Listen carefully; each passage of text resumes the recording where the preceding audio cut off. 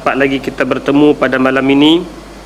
Moga-moga pertemuan ini dilimpahi dengan rahmat dan barakah daripada Allah Subhanahu wa taala. Saya rasa banyak kali dah saya ganti yang berhormat Ustaz Ahmad Yahya yang mungkin atas sebab-sebab tertentu tak dapat nak hadir ke tempat tuan-tuan. Dan saya tak pernah lah sambung apa yang dia baca, sekadar memetik tajuk-tajuk tertentu supaya tak bertembung. Nanti dia baca yang lain, tadi saya biar yang dia baca tu dia ikut sukalah nak sambung di mana. Saya cuma petik tajuk-tajuk tertentu juga yang berkaitan dengan sirah An-Nabawiyah. Dan malam ni kebetulan kita sedang berada pada penghujung Muharram 1435 Hijrah. Lebih kurang sebulan lepas saya datang ke tempat tuan-tuan untuk berkongsi bersama tentang cerita hijrah yang telah kita ambil iktibar dan pengajaran daripada hijrah. Di penghujung Muharram ada satu peristiwa lagi yang pernah berlaku kepada baginda Nabi, yang malam ni mungkin kita tengok sedikit peristiwa ini untuk kita ambil barang satu dua pengajaran, dijadikan panduan dan pedoman kepada kehidupan kita. Peristiwa yang berlaku pada penghujung Muharram, salah satunya adalah peperangan Khaybar yang berlaku di antara Nabi sallallahu alaihi wasallam dan tentera muslimin menentang Yahudi Khaybar. Jadi malam ni kita nak tengok sedikit sepintas lalu cerita tentang Ghazwatul Khaybar, peperangan Khaybar, dan apa pengajaran yang boleh kita ambil daripada cerita ini. Para ulama sejarah sedikit berbeza pada bilakah berlakunya perang Khaybar. Namun pendapat yang agak kukuh dan kuat, pendapat Ibnu Ishaq yang menyatakan dia berlaku pada akhir bulan Muharram tahun ke-7 Hijrah. Yang kata Khaybar ni, perang Khaybar berlaku pada akhir Muharram 7 Hijrah. Khaybar adalah satu kawasan bumi yang subur, lagi luas. Khaybar ni tanah yang begitu cantik untuk pertanian. Khaybar satu daerah yang didiami oleh kaum Yahudi yang terletak kira-kira 100 batu daripada kota Madinah Al-Munawwarah. Jadi Khaybar ni bumi yang diduduki oleh etnik Yahudi. Nabi SAW, kalau kita baca kisah rentetan bila Nabi berhijrah daripada Mekah pergi Madinah, tujuan asal Nabi apabila berada di Madinah, Nabi nak jalinkan hubungan yang baik dengan penduduk Madinah, termasuklah Yahudi. Nabi tak ada niat untuk pergi Madinah nak usir Yahudi keluar, tak ada. Niat Nabi pergi Madinah nak bentuk satu negara, satu komuniti baru yang saling faham, memahami tanggungjawab untuk mempertahankan Madinah, termasuklah yang berada di Madinah ketika itu adalah Yahudi. Sebab itulah bila sampai saja di Madinah, antara perkara pertama yang Nabi buat adalah menandatangani piagam Madinah. Dan di antara intisari penting dalam piagam Madinah adalah setiap warga Madinah ataupun nama asalnya Yathrib bertanggungjawab terhadap negara tersebut, tidak kiralah hang Islam ke hang tak Islam ke. Dan itulah yang disepakati oleh Nabi dan orang-orang Madinah di awal duduknya Nabi sallallahu alaihi wasallam di Madinah. Tetapi yang kata Yahudi, mereka langgar perjanjian. Tuan-tuan semua faham, baca dah cerita ni, langgar perjanjian. Bermula dengan Bani Nadir, mereka langgar perjanjian. Perjanjian awalnya untuk ikut apa yang dilaksanakan oleh Nabi, tiba-tiba mereka langgar. Bila mereka tengok Nabi menang dalam perang Badar, bila mereka tengok kekuatan tentera Islam dalam perang Uhud, walaupun kalah tak jatuh semangat, menyebabkan mereka mula langgar perjanjian sikit demi sikit. Bani Nadir langgar perjanjian. Nabi usir keluar Bani Nadir. Rupanya mereka masih tinggal racun Bani Quraizah. Mereka hasut Bani Quraizah, mereka hasut orang-orang sekitar, perang Nabi dalam peperangan Khandaq. Nabi tak ada pilihan. Akhirnya, secara ringkas cerita, Nabi usir kelompok Yahudi ini keluar daripada kota Madinah. Asalnya orang Khaybar memang Yahudi. Dan sejak daripada awal Nabi pergi Madinah, Khaybar dengan Madinah tak ada apa-apa pertelingkahan. Sebab mereka hormat. Itu tempat Muhammad, kami tak kacau. Yahudi Khaybar. Tetapi setelah Yahudi Madinah yang diusir ni lari pergi duduk ke Khaybar, mereka ni lah punca yang menjadi batu api, yang duk cucuh, yang duk buat segala-gala ni supaya orang Khaybar juga memusuhi Nabi sallallahu alaihi wasallam. Di sinilah rentet dia punya titik tolak bagaimanakah permusuhan di antara Khaybar Yahudi dengan muslimin yang berada di Makkah, yang berada di Madinah Al-Munawwarah. Hadirin mukminin, tuan-tuan yang dikasihi sekalian, bila mereka lari pergi ke Khaybar, di antara tokoh yang lari ni daripada Madinah, nama dia Salam bin Abil Huqaiq dan Huyai bin Akhta. Huyai bin Akhta, dia ni pembesar Yahudi. Dia ni adalah bapa mertua Nabi SAW. Nanti kita tengok kisah hujung bagaimana Nabi dalam peperangan Khaybar inilah akhirnya Nabi menikah dengan seorang Yahudi yang bernama Safiyah binti Huyai radhiyallahu taala anha. Tapi Huyai bin Akhtab inilah di antara orang yang bertanggungjawab bila dia lari pergi duduk di Khaybar. Dia di antara orang yang menjadi batu api untuk memulakan permusuhan di antara orang Khaybar dengan orang Madinah. Yang asalnya Khaybar dengan Madinah tak ada apa-apa masalah. Tapi bila geng-geng yang Yahudi yang dendam banyak ni lari, akhirnya mereka lah yang menimbulkan pertelingkahan. Adapun punca terjadinya peperangan ini adalah setelah Nabi sallallahu alaihi wasallam mengadakan perjanjian damai yang ditandatangani dalam perdamaian Hudaibiyah dengan pihak Quraisy. Maka mulalah baginda merancang untuk membasmi saki-baki perkumpulan Yahudi yang masih ada di sekitar Madinah setelah dalam kota Madinah sendiri telah berjaya dibersihkan daripada mereka. Punca dia bila Nabi balik daripada Hudaibiyah. Kan kita baca dah Hudaibiyah, kita pernah cerita dah tentang sejarah Hudaibiyah yang berlaku perjanjian damai di antara Nabi dan juga musyrikin Mekah. Apa isi perjanjian damai? Antara poin penting adalah genjatan senjata. Tidak boleh perang di antara Muhammad, tentera muslimin dengan musyrikin Mekah. Kita berhenti saat perang selama 10 tahun. Bila perang terhenti, tak boleh berperang di antara musyrikin Mekah dengan muslimin Madinah. Maka ini peluang untuk Nabi memperkembangkan dakwah dia. Tetapi oleh kerana nak kembangkan jaringan dakwah ni, Khaybar Yahudi duk ada ni yang sering mengganggu, maka nak kena bagi pok ni habis dulu. Itu di antara punca dia. Nabi nak ambil peluang bila genjatan senjata berlaku. Nabi nak ambil peluang untuk sebarkan dakwah, nak pergi ke pelosok tanah Arab. Tapi bila nak sampaikan dakwah ada halangan, iaitulah kumpulan Yahudi Khaybar yang mereka ada permusuhan dengan Nabi akibat daripada dicucuh oleh pok-pok yang lari pergi berlindung di tempat mereka. Maka tidak Nabi nak kena basmi, nak kena selesaikan pok ni dulu, barulah dakwah Islamiah boleh disebarkan. Itu dia punya punca terjadinya perang Khaybar. Sesungguhnya kaum Yahudi di Khaybar mempunyai kubu pertahanan yang sangat kuat. Ni kalau tuan-tuan kita baca dalam sejarah, semua kitab sebut. Kan zaman dulu mereka hidup dalam kota. Mereka hidup dalam kota masing-masing. Di antara kubu pertahanan yang kuat adalah kubu Khaybar. Hebat. Dan mereka ada banyak kubu Khaybar, yang jumlah tentera dia saja mencecah angka 10,000 tentera yang berada di Khaybar.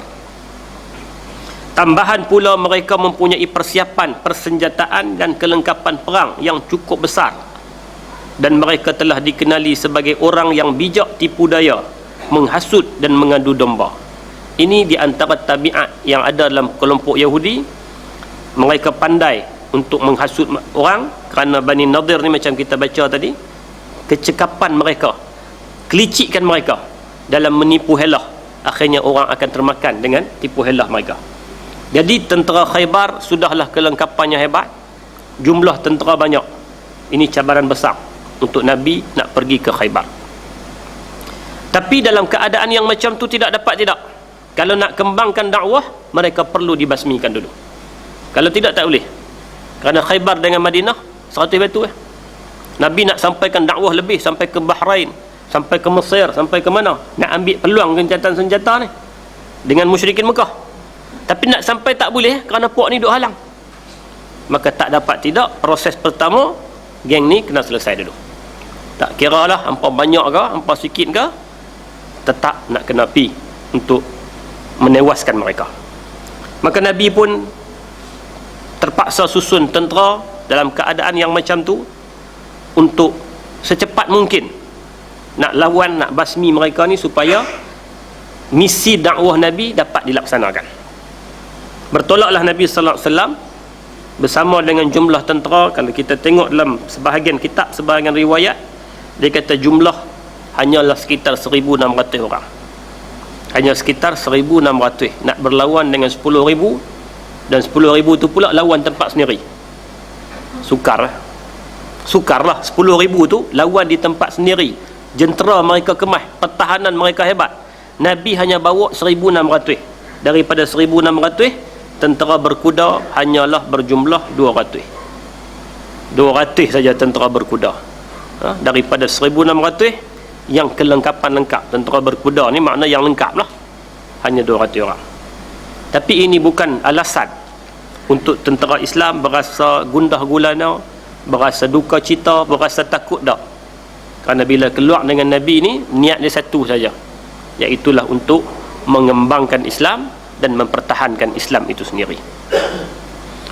Tentera Islam bila nak tolak, keluar pada tengah malam. Dalam riwayat kata keluar waktu malam, dan semangat mereka ketika itu cukup penuh, semangat tinggi. Dalam keadaan semangat yang tinggi itulah mereka bertakbir, mereka bertahlil, mereka berdoa dengan suara yang kuat. Takbir, tahlil, semangat, minta doa dengan suara yang kuat. Sehingga dalam perjalanan tu Nabi tegur. Nabi kata kepada para sahabat, ayyuhan nas irba'u ala anfusikum fa innakum la tad'una asamma wa la ghaiba walakin tad'una sami'an basira.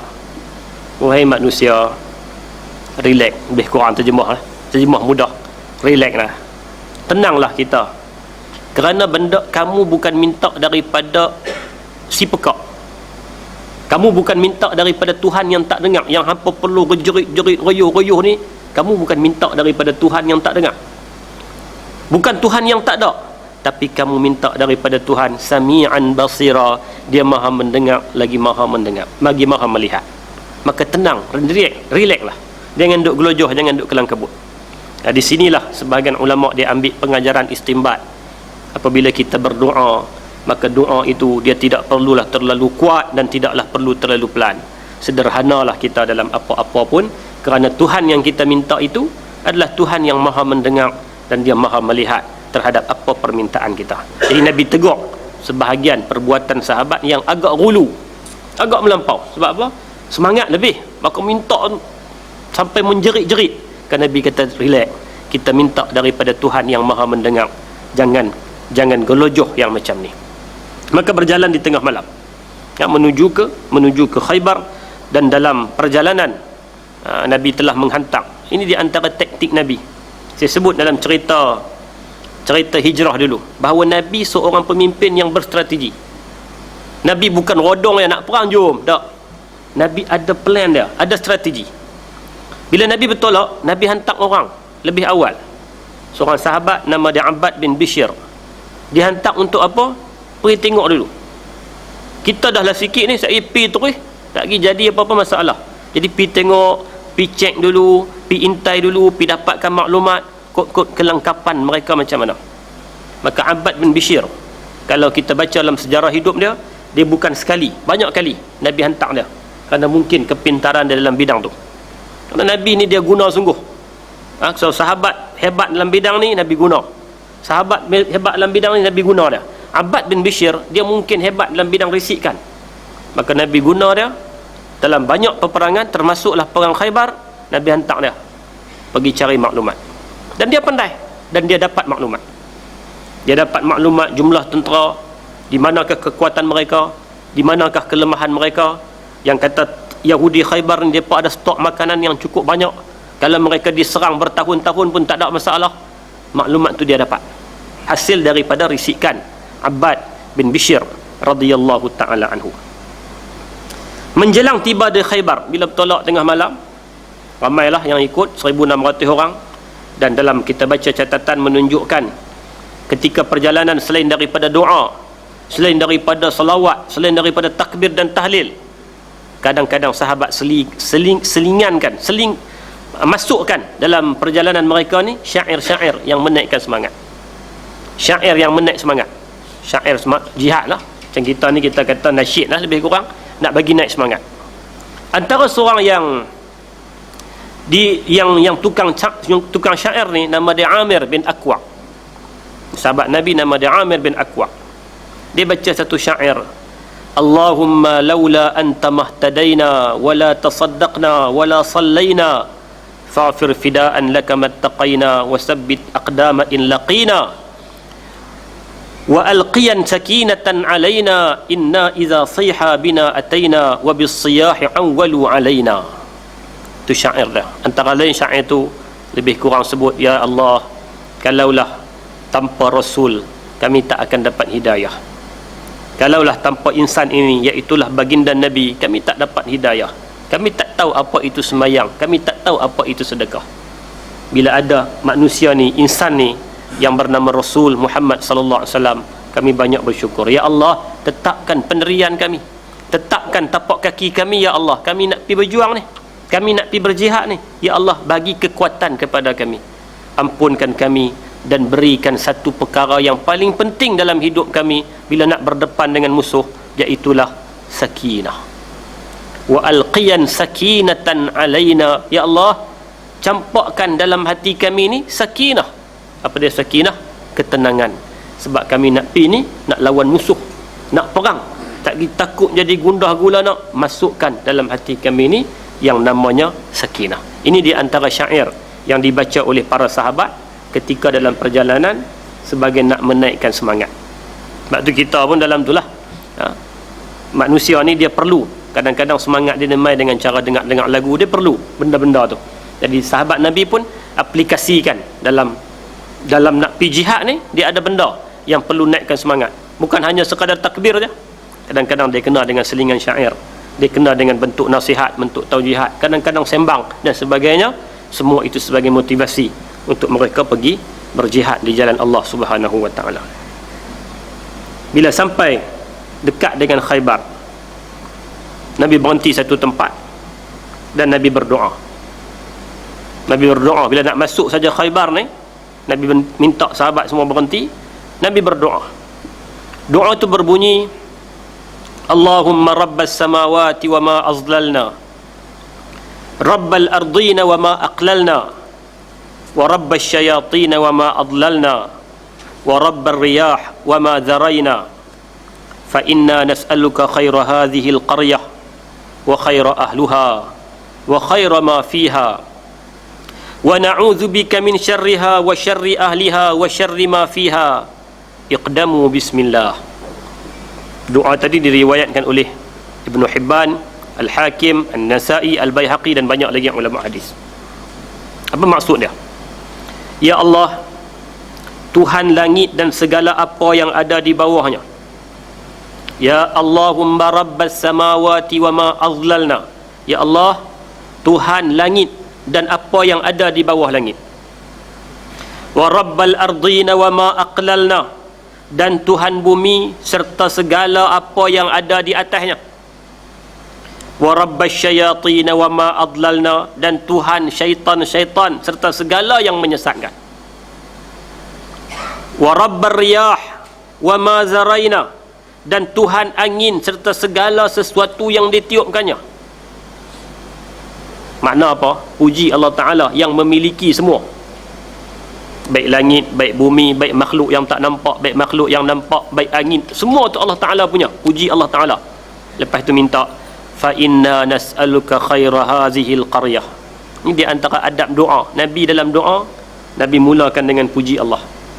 Puji Allah Ta'ala, lepas itu minta. Bukan nak je, bukan nak dak, tapi itu di antara adab doa. Kita nak minta daripada Allah, mulakan dengan puji-pujian. Dan Nabi tunjuk contoh, hatta dalam perang ni pun, sebelum nak masuk kampung ni, nak masuk Khaybar, berhenti satu tempat, Nabi baca doa ni. Ya Allah, ya Tuhan yang memiliki segala-galanya, fa inna nas'aluka khaira hazihil qaryah, sesungguhnya kami bermohon kepadamu kebaikan negeri ini. Ya Allah, kami nak masuk Khaybar, kami minta moga-moga ada kebaikan bila kami langkah masuk ke negeri ini, kebaikan penduduknya dan kebaikan segala yang ada dalamnya, dan kami mohon perlindungan kepadamu daripada kejahatannya, kejahatan penduduknya dan segala yang ada di dalamnya. Maralah kamu dengan nama Allah. Bila Nabi nak masuk tu, berhenti baca doa dulu. Apa isi penting doa? Minta, ya Allah, kami nak masuk satu tempat yang bukan tempat kami, berilah kebaikannya, kebaikan yang ada dalam ni kepada kami, dan jauhkan kami daripada segala kejahatannya. Kemudian Nabi tutup doa tu dengan seru kepada para sahabat, iqdamu bismillah, maralah dengan nama Allah subhanahu wa ta'ala. Dalam sebahagian riwayat lain, bila Nabi nak arahkan untuk sahabat pergi berjihad, dia guna perkataan siru ala barakatillah, jalanlah dengan keberkatan daripada Allah.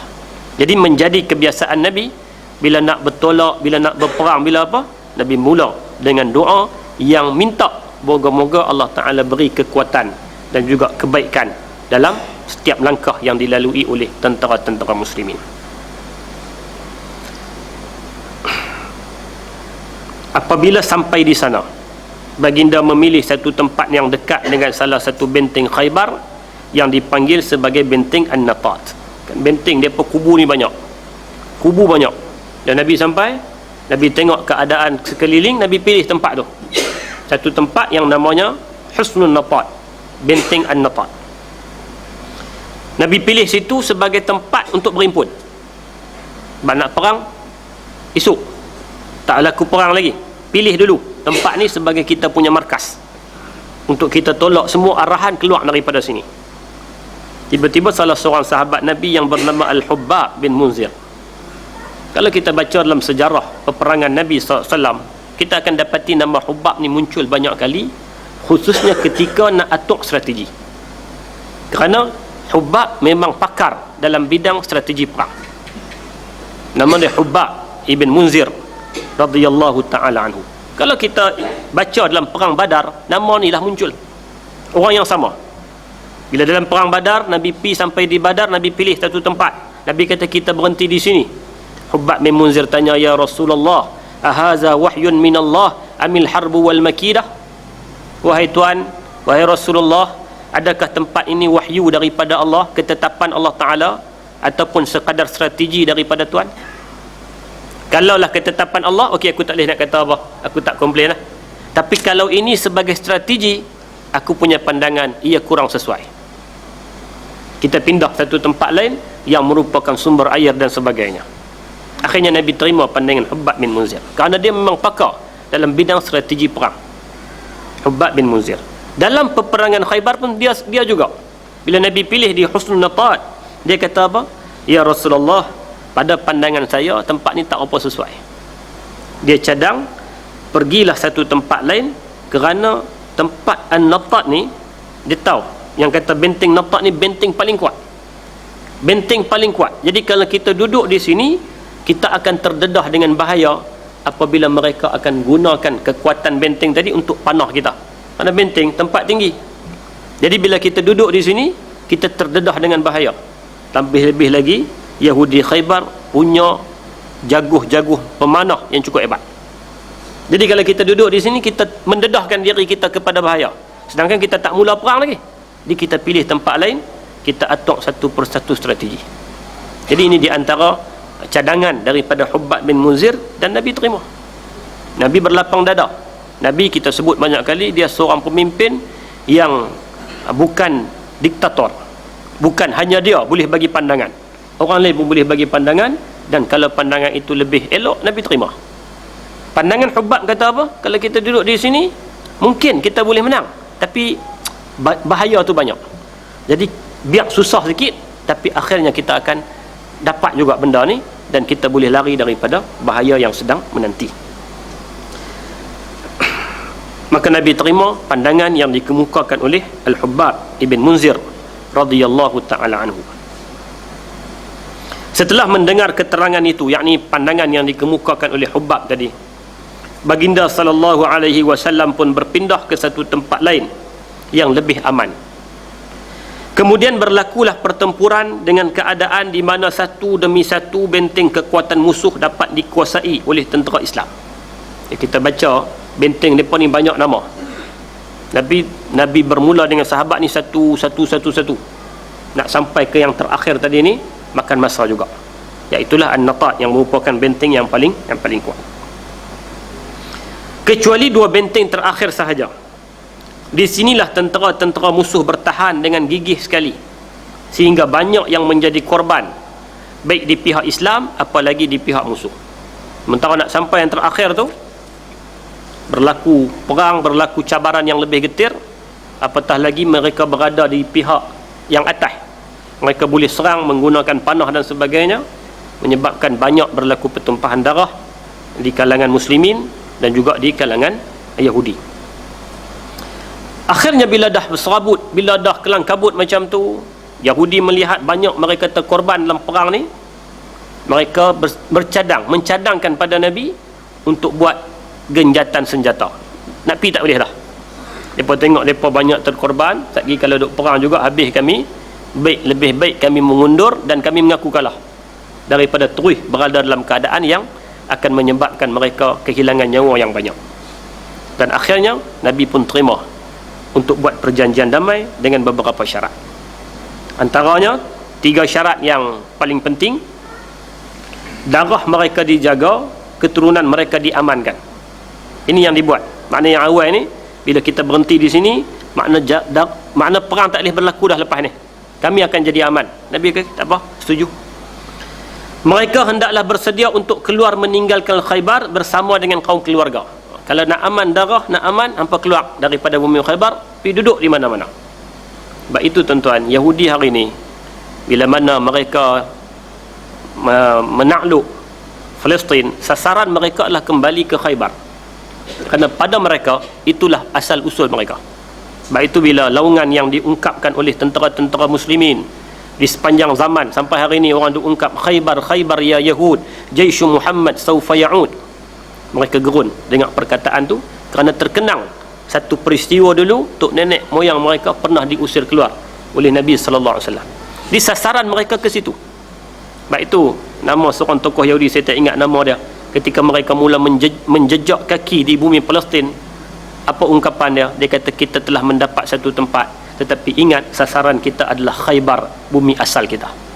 Sebab itulah ungkapan yang dikeluarkan oleh tentera muslimin hatta hari ini. Pejuang-pejuang Palestin pun mereka tulis di rata tempat, Khaybar ya Yahud, Jaishu Muhammad sawfa ya'ud. Khaybar wahai Yahudi, tentera Muhammad akan kembali. Satu ungkapan yang bila Yahudi dengar, mereka gerun. Tapi kegerunan itu, kegerunan yang Yahudi dengar tu, tentera muslimin, adalah hasil daripada keimanan yang tinggi yang ada dalam diri tentera muslimin. Jadi bila diusir keluar, syarat yang kedua apa? Boleh nak amankan darah dan keturunan, syaratnya hampa kena tinggalkan Khaybar. Yahudi setuju. Sebab kalau mereka tak setuju, mereka akan berdepan dengan perang yang tak tahu bila, yang akhirnya akan menyebabkan habis keturunan mereka mati. Lebih baik mereka selamat. Yang ketiga, mereka tidak dibenarkan membawa bersamanya melainkan sehelai sepinggang saja. Keluar hari ini usir, tak boleh bawa apa, tak boleh tinggal semua. Dan mereka setuju. Akhirnya bila Nabi habis perang, Nabi dapat banyak harta rampasan, antaranya kitab-kitab Taurat yang lama. Mereka minta yang tu dan Nabi setuju untuk beri kepada. Ini di antara menunjukkan kata Islam tu begitu terbuka. Bukan jadi macam sebahagian agama yang bila mereka serang agama lain, mereka hancurkan habis kitab-kitab dan sebagainya. Nabi bila dapat kitab Taurat, Yahudi minta untuk dikembalikan, Nabi beri kitab At-Taurat kepada mereka. Dan dalam perang Khaybar ini, dia menelan korban seramai 93 orang daripada pihak Yahudi dan 15 orang daripada pihak muslimin. Daripada perang keseluruhan tu, jumlah yang terkorban Yahudi tu ada 93, muslimin tu ada 15 orang. Dalam riwayat kata 20, makna ada sedikit perbezaan pendapat di kalangan ulama sirah. Tuan-tuan yang dikasihi sekalian, secara ringkas, dalam perang Khaybar berlaku beberapa peristiwa. Dalam cerita Khaybar tu ada benda-benda menarik yang boleh kita kongsi. Yang pertama, cerita yang mungkin saya boleh kongsi dengan tuan-tuan. Seorang Arabi ni kita Arab Badawi, Arab kampung lah, Arab kampung. Dia jumpa Nabi, baru masuk Islam, lalu nak ikut perang. Nabi bawa dan ikut perang. Bila perang hampir selesai, tak selesai lagi, dia diberikan harta rampasan.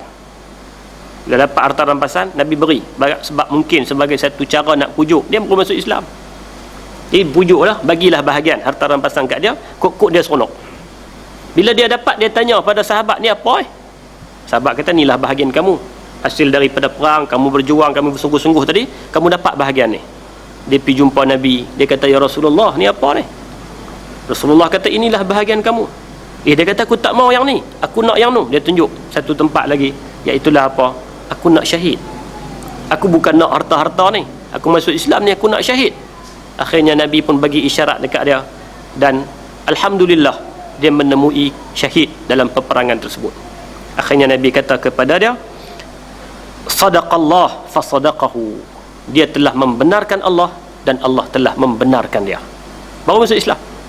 Bahkan dia bukan orang yang ternama, dia Arabi. Arabi ni makna Arab Badawi.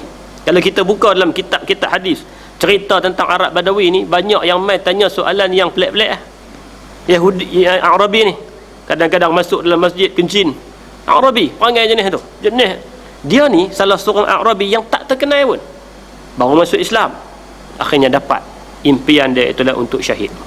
Demikianlah kehebatan. Dan Nabi berdoa ketika dia nak dikafankan tu, ketika dia nak dikebumikan, Nabi baca doa, Allahumma haza abduka kharaja muhajiran fi sabilik qutila syahidan wa ana alaihi syahid. Ya Allah, inilah hamba kamu yang keluar berhijrah pada jalan kamu, dia telah mati syahid dan aku ke atasnya menjadi saksi. Nabi doa kepada si Arabi tadi yang tidak diberikan nama pun dalam hadis riwayat tu. Makna nama dia tak terkenal pun, tapi dia dapat kedudukan yang cukup tinggi. Ini cerita yang pertama dalam perang Khaybar. Yang kedua, ulama hadis menceritakan tentang kisah seorang yang digelar sebagai Ar-Ra'il Aswad, pengembala hitam.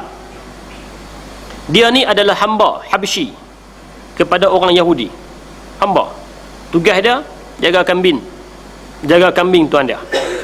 Pada hari nak berlaku Khaybar ni, pada hari nak berlaku perang Khaybar, dia balik, dia duduk tengok tuan-tuan dia dengan orang-orang Yahudi duduk kelang kabut buat persiapan nak perang. Lalu dia tanya, ma turidun, nak pergi mana?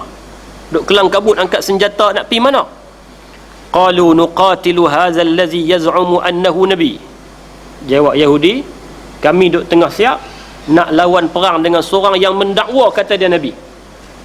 Muhammad lah, maksud tu Muhammad lah. Kami nak pergi perang, kami nak perang ni dengan seorang yang mendakwa kata dia nabi. Bila orang kulit hitam ni, hamba ni, dengar perkataan nabi, hati dia tersentuh. Nabi, aku nak cari, aku nak cuba kenal. Maka dia pun dalam keadaan senyap-senyap.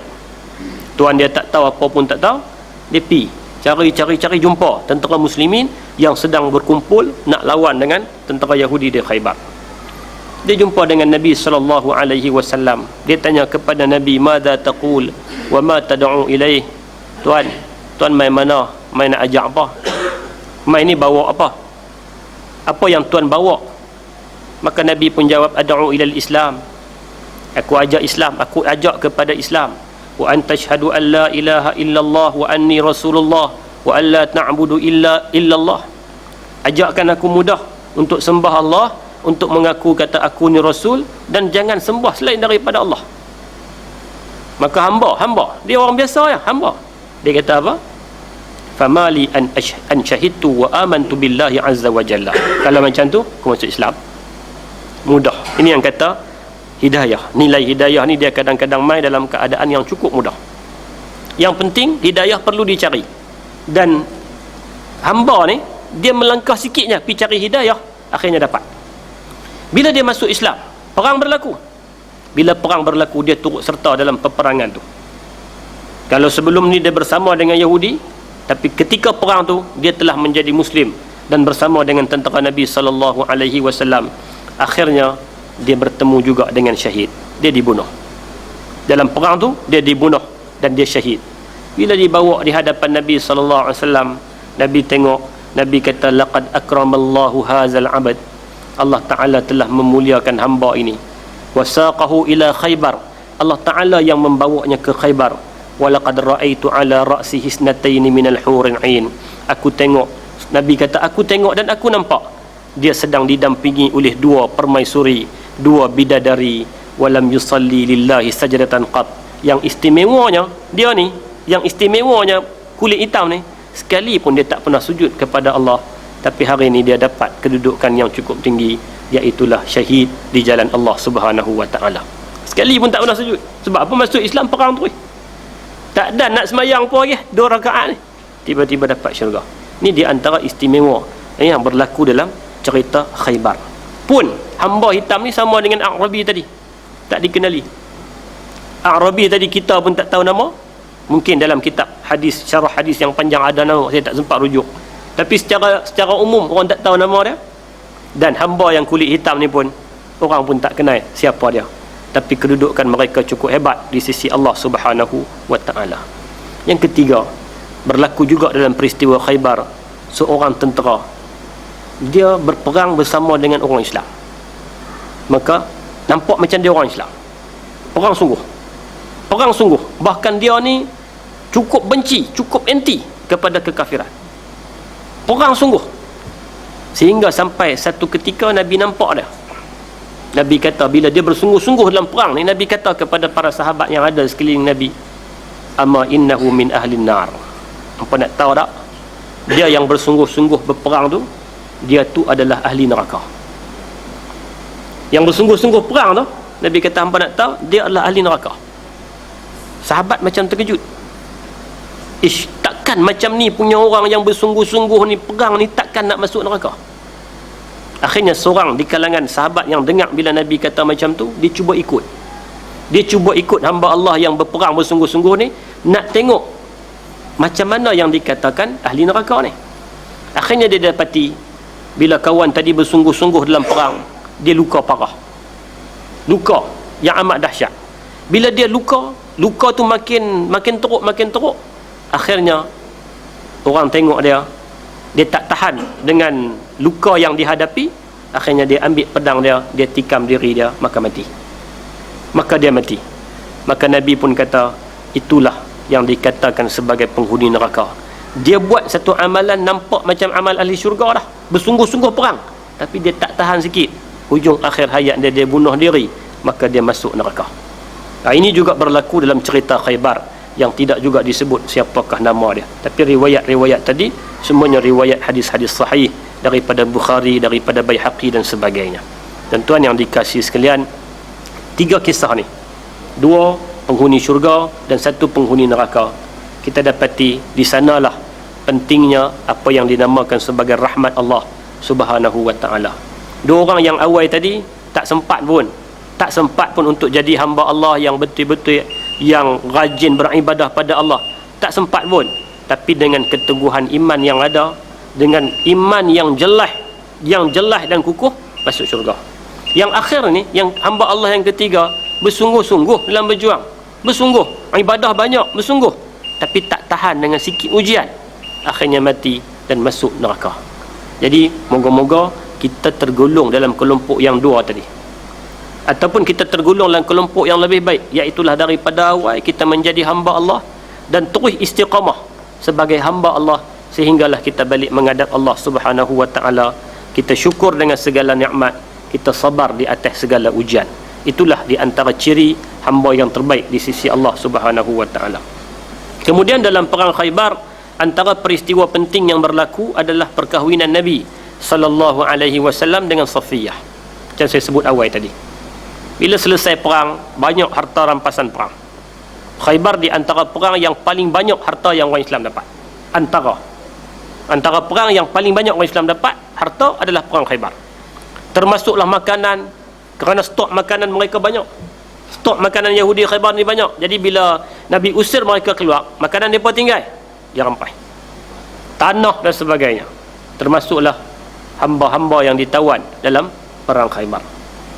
Bila hamba ditawan, menjadi hukum pada ketika itu, dan juga ni hamba makna boleh diberikan kepada tentera yang berjuang.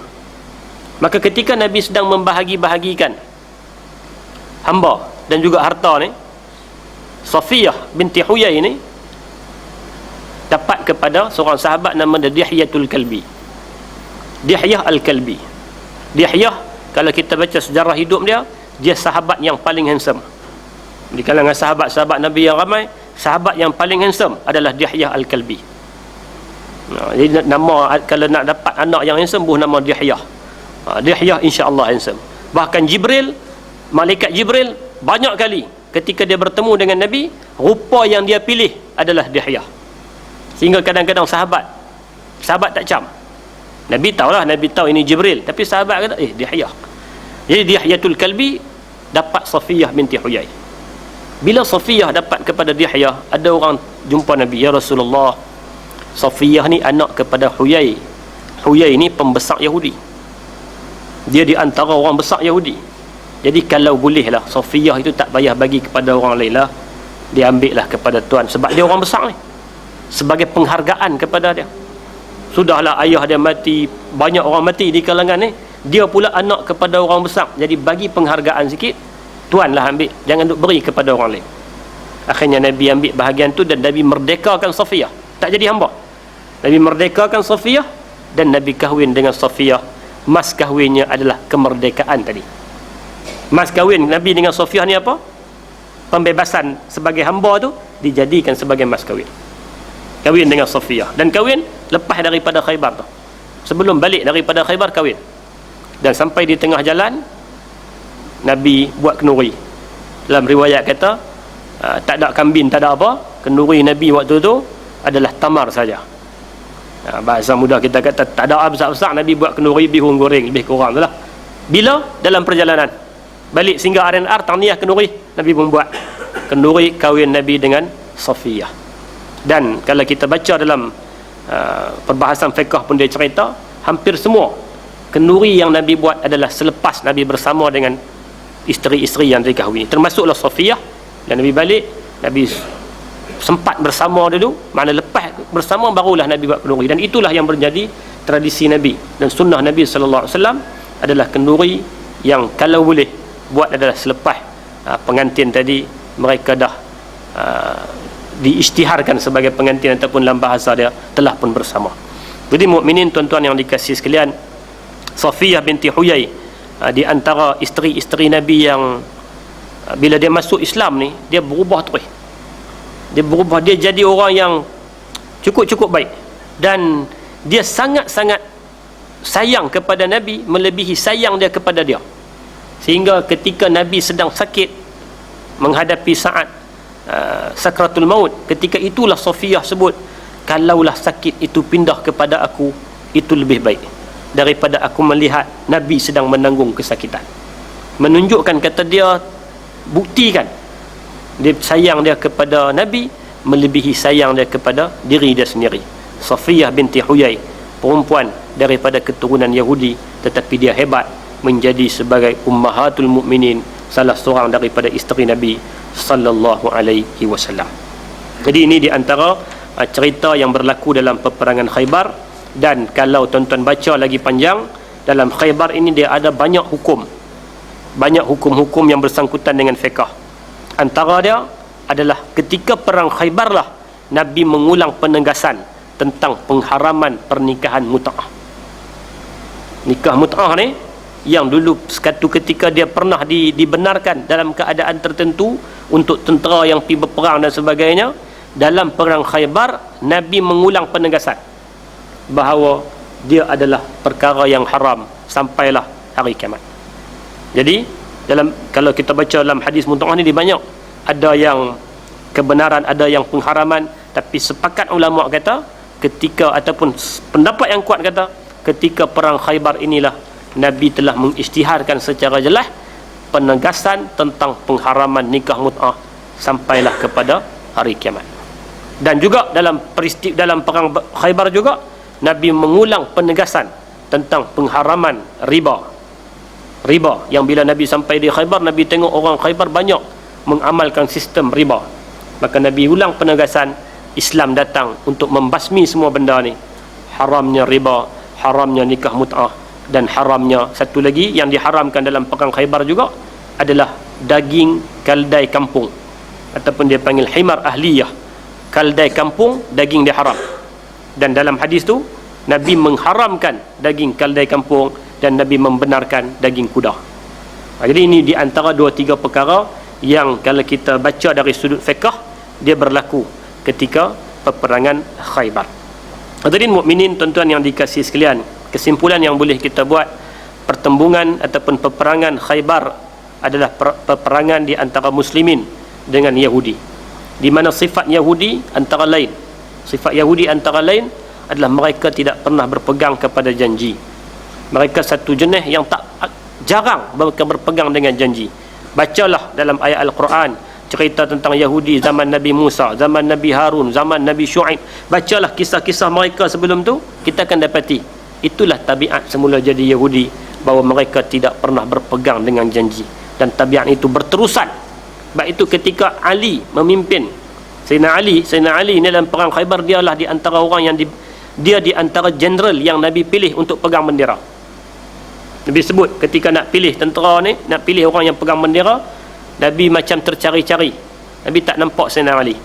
Lalu Nabi kata, esok pagi aku akan berikan bendera ni kepada orang yang aku reda dan Allah Ta'ala reda dengan dia. Sahabat berebut-rebut, kod dia yang dapat.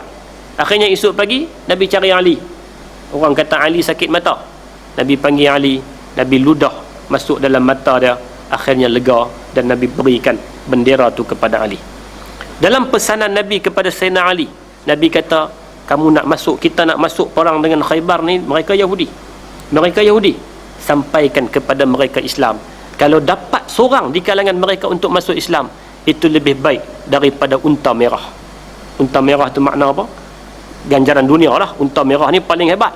Kalau dapat seorang daripada mereka masuk Islam, itu lebih baik daripada nilai unta merah. Tapi yang kata Yahudi, bukan tak ada peluang untuk dapat hidayah. Ada banyak Yahudi yang masuk Islam, tetapi kebanyakan lagi adalah yang keras hati, enggan untuk menerima kebenaran. Sebab itu kalangan Yahudi yang masuk Islam di zaman Nabi tak ramai, hanya segelintir yang masuk Islam.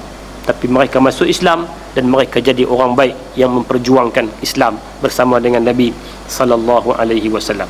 Jadi moga-moga kisah Khaybar akan memberikan semangat kepada kita dengan yakin dan percaya janji daripada Allah Subhanahu wa taala bahawa sesungguhnya Islam pasti akan kembali untuk berada di tempat yang selayaknya, dan termasuklah bumi Palestin dan seumpamanya yang sedang dijajah oleh Yahudi, yang mereka ini ada sifat yang cukup dengki kepada tentera muslimin. Tapi Islam hanya akan mencapai kemenangan dengan syarat-syarat yang telah diletakkan oleh Al-Quran dan juga hadis Nabi SAW, iaitulah antara lain umat ini perlu kembali menjadi umat yang ada jati diri Islam. InsyaAllah dengan kita baca sirah ini, moga-moga kita ada semangat dan kekuatan untuk berusaha menjadi insan yang terbaik di sisi Allah Subhanahu wa taala, menjadikan Islam sebagai cara hidup kita keseluruhannya. Saya ucap terima kasih atas perhatian tuan-tuan. Mohon maaf kalau ada kekasaran, kekurangan, ketaksiran dan sebagainya. Segala yang baik datang daripada Allah Subhanahu wa taala. Salah silap daripada kelemahan saya sendiri. A'udzubillahi minasyaitonirrajim. Bismillahirrahmanirrahim. Allahumma ja'alna minal ladzina idza ahsanu istabsharu wa idza asa'u istaghfaru waj'alna minal ladzina yastami'una alqawla fayattabi'una ahsanah.